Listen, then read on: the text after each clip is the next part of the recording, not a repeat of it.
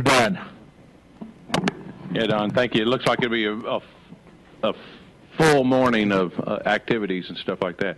And I don't want to bring up a topic that is not on the agenda, but I think it plays definitely into here, is the rental registration. And I know the realtors are somewhat opposed to it, but they also mentioned some other activities or other programs out of some other cities, you know, like COs before, renter, a tenant perspective. So can you, while you're there, and I assume that you're going to be there with them part of the day, kind of take a poll on it and see where some of the outlining cities are on with COs and other activities for rental registration?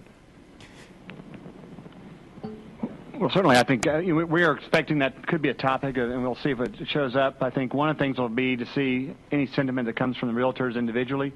I think so much of that stuff is more handled by those cities themselves. So I think we're going to be looking, if it's important, you know, to kind of continue to look at that feedback two ways. One is from cities, and one is also from any realtor sentiment. I think it'll be our chance to also clarify a few points. I think there's a lot of misinformation that's out there. There's a high expectation belief that right now that we have an annual program. It's not an annual program. It's only at change of tenant. We make every arrangement to have that provision of that inspection occur before occupancy. The situations that are now in front of us and have had some discussion with us are the exception to that. They weren't registered with our program. Therefore, we have an incumbent occupant that we're having to sort out and deal with. But any other time, Don and his staff and team have made it abundantly clear that, and in the program we document that we are happy to make that inspection before at the change of tenant, and certainly not be intrusive after that. So there's several things that we'll clarify if that's a point of discussion. It's really not on the agenda itself. I think there's so many other messages that are out there. We're not ignoring that particular point of view, but that particular point of view is one of several in this community. The neighborhoods and the people that have gave policy direction to this community about that program are not going to be there this Friday, and I think are important parties to it as well. So my message will be that certainly the council gave that full consideration.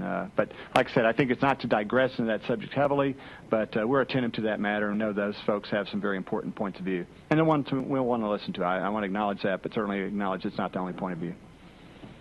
Mr. Mitchell. Just to add to what Scott has said, is in staying on our own agenda right now, is that I think, Dan, I think you explained this well, is that I think it would be very helpful to be able to dispel any misconceptions there are, if there are any, about our rental registration program. And I can't think of a better time to be able to do that when you have this number of realtors that are there.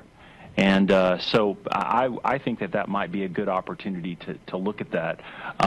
You know, there seems to be my sense is that there's a lot of different cities looking at a lot of different things.